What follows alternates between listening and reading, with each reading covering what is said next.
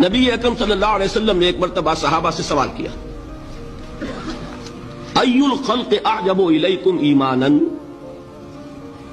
ذرا یہ بتاؤ کہ تمام مخلوقات میں سب سے زیادہ حسین دل فریب ایمان کس کا ہے؟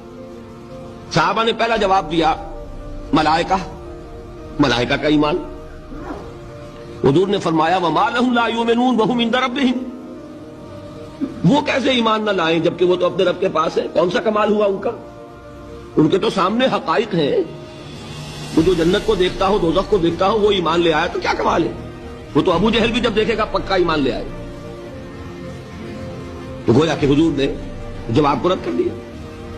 اب دوسری اٹیمپٹ کی صحابہ نے، فالنبیون پھر انبیاء کا معاملہ ہے، آپ نے اس کو بھی رد کر دیا۔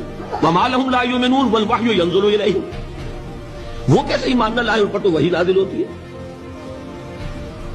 تیسری اٹیمپٹ انہوں نے کی فنحنو، پھر ہم ہیں آپ کے صحابہ، اس کو بھی رد کیا۔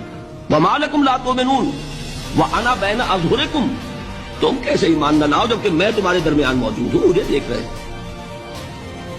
اس کے بعد اب آپ نے خود فرمایا ان اعجب الخلق الی ایمانا، میرے نزدیک تو حسین ترین دل کو لبھانے والا ایمان لإخواننا، ہمارے ان بھائیوں کا ہوگا، یاتون من بعدی، جو میرے بعد آئیں گے، یجدون صحفا فیہ کتاب اللہ، انہیں تو وہ اوراق ملیں گے جن میں اللہ کی کتاب درج ہوگی، فیؤمنون بما فیہا، وہ ایمان لائیں گے اس پر کہ جو ان اوراق